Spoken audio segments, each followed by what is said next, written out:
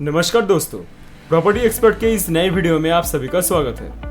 Property से related कोई भी प्रॉब्लम का सलूशन पाने के लिए प्रॉपर्टी एक्सपर्ट को जरूर सब्सक्राइब करें। मेरी उम्र 40 वर्ष की है, 25,000 रुपये की सैलरी है और जॉब के अलावा कुछ एक्स्ट्रा काम करके मैं 4 से 5,000 रुपये एक्स्ट्रा कमा लेता हूँ। तो कुल मिला करके इस वक्त मेरी मंथली इनकम है 28,000 से 30,000 के बीच में। घर का जो खर्चा है वो 22 से 23,000 रुपये में निपट जाता है और बाकी का जो भी बचता है उसे मैं हर महीने कहीं कहीं पे निवेश कर देता हूँ। तो ऐसा ही एक निवेश मैं पिछले 15 सालों से लगातार कर रहा था पीपीएफ अकाउंट में, जहाँ मैं हर साल 30,000 रुपये का निवेश कर रहा था। तो अब वो स्कीम मैच्योर हो गई है और अब वहाँ से मुझे 8.5 लाख रुपए का लगभग की एक टैक्स फ्री रकम मिली है। और आज से कुछ 5 साल पहले मेरे गांव में एक ज़मीन थी जो कुछ खास इस्तेमाल में नहीं आ रही थी।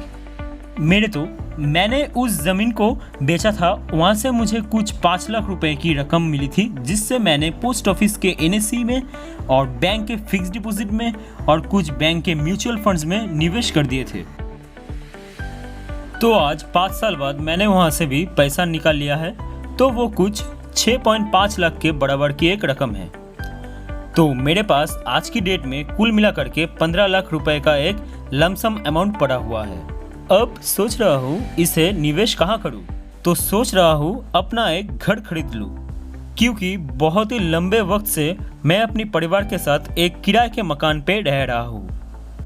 अब 15 लाख तो है ही मेरे पास, बाकी का जो भी अमाउंट कम पड़ेगा उसका बैंक से लोन ले लेंगे।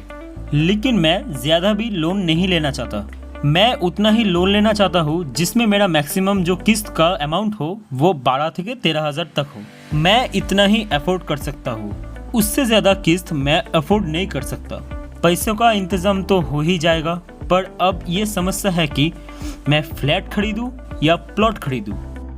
अगर मैं फ्लैट खरीदता हूँ तो फ्लैट में अंडर कंस्ट्रक्शन प्रॉपर्टी खरीदूँ या फिर जो रेडी टू मूव इन होते हैं ना, उन्हें खरीद लूँ। तो क्या खरीदना चाहिए मुझे?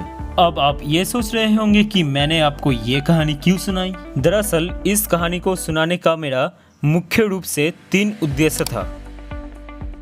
पहले तो ये, जब आप प्रॉपर्टी खरीदते हैं तो उसके लिए आपको कुछ डाउन पेमेंट करना पड़ता है, बाकी का आप बैंक से लोन ले लेते हैं।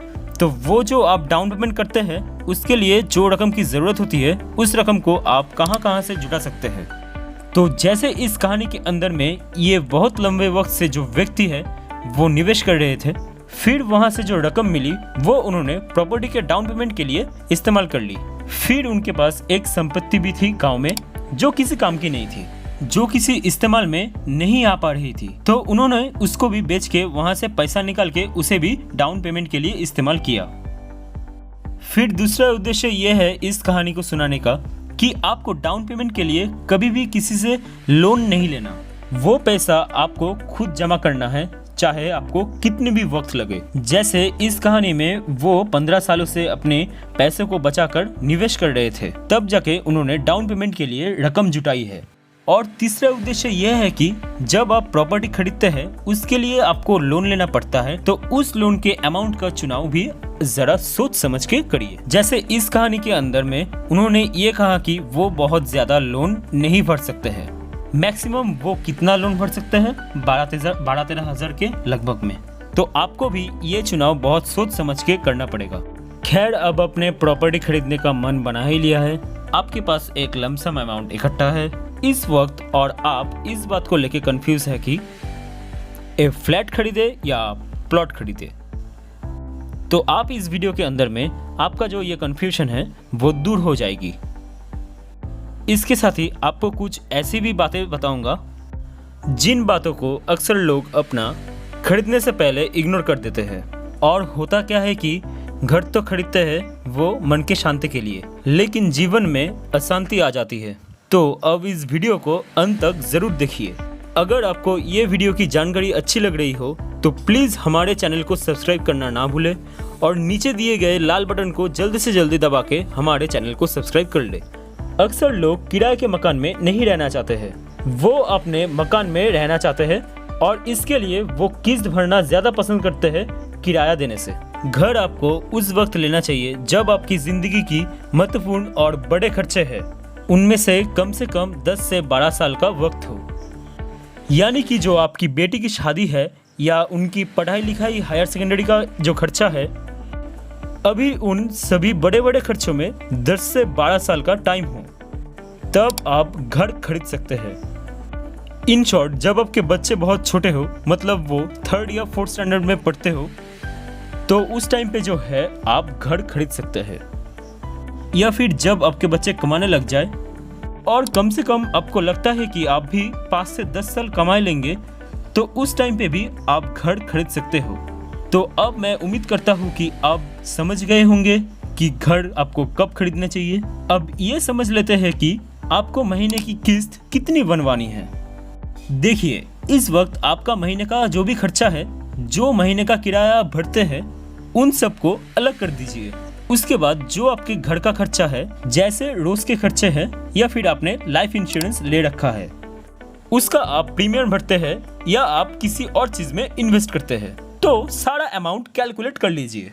किराया को छोड़ के वो जितना भी अमाउंट आपके पास आता है, आपके किस्त भरने के बाद आपके पास उतना अमाउंट बचना चाहिए हर महीने। अगर उतना नहीं बचता है तो आपको उतना ज्यादा अमाउंट का किस्त नहीं बनवाना चाहिए। तो अब मैं उम्मीद करता हूँ कि आप समझ गए होंगे आपको कितना मैक्सिमम अमाउंट का किस्त बनवानी चाहिए। और अगर आप घर लोन पे लेने की सोच रहे हैं, तो आप एक टर्म इंश्योरेंस नहीं ज़रूर खरीद ले कि आने वाले भविष्य में अगर आपको कुछ हो गया तो आपके ना रहने पे तो जो होम लोन की लायबिलिटी है वो टर्म इंश्योरेंस के अमाउंट से सेटल हो जाएगी।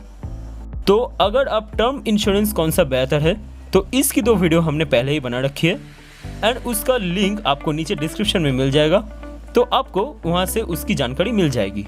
तो अब आपने समझ लिया कि घर कब खरीदना चाहिए, आपको मैक्सिमम कितना अमाउंट का किस्त बनवानी चाहिए। अब जरा ये जान लेते हैं कि आपको फ्लैट खरीदने में ज़्यादा फायदा रहेगा या प्लॉट खरीदने में ज़्यादा फायदा रहेगा। अगर आप अपना पहला घर खरीद रहे हैं तो पहले ये जान लेते हैं कि रिस्क किस में ज़्यादा होने वाला है, प्लॉट खरीदने में या फ्लैट खरीदने में। अगर आप दिल्ली, मुंबई जैसे बड़े शहरों में रहते हो तो इतना कम बजट में आपको किसी भी अच्छा एरिया में ज़मीन तो मिलेगा ही नहीं।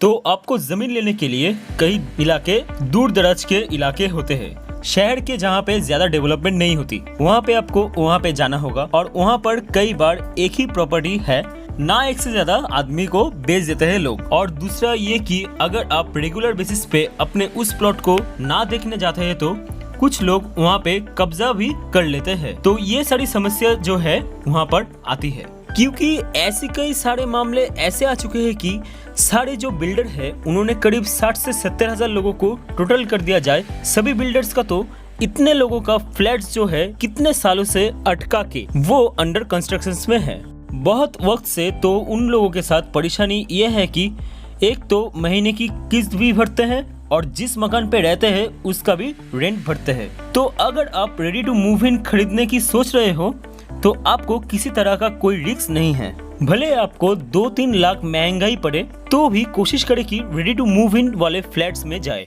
बस थोड़ा डॉक्यूमेंट्स पे ध्यान रखना, उसके बाद पैसा दे और आराम से शिफ्ट कर जाए।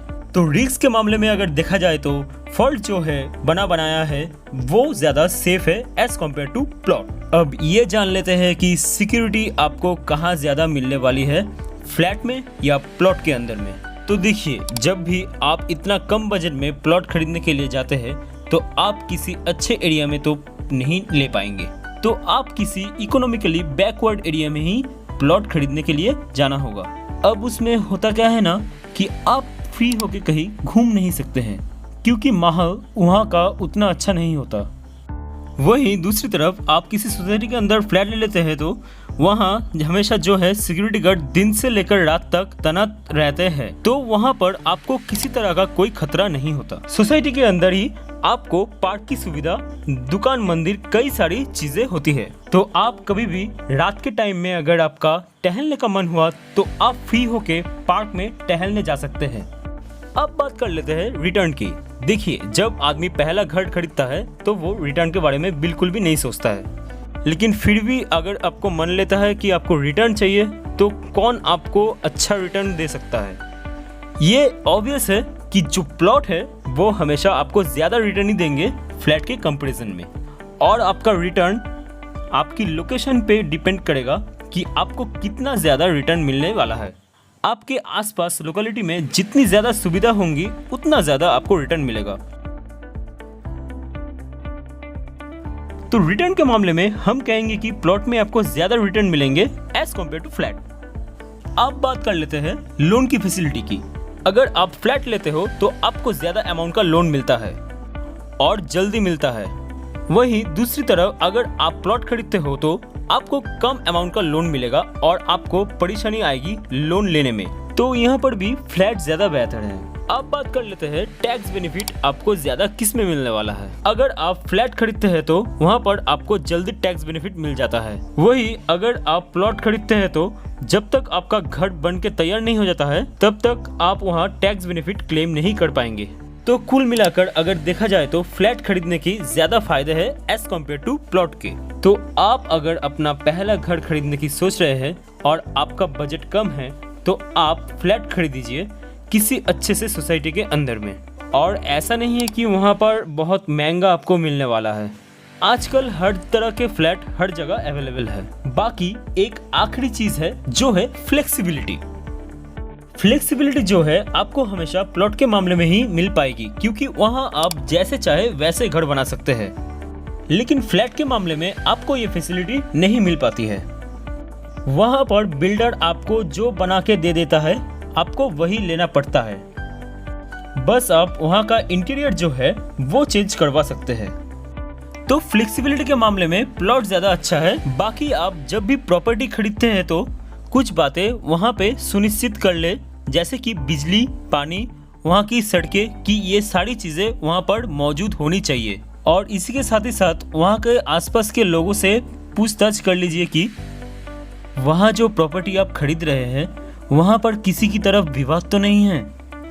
ये सब जब सुनिश्चित हो जाए तभी आप किसी भी जगह पे प्रॉपर्टी खरीदीजिए।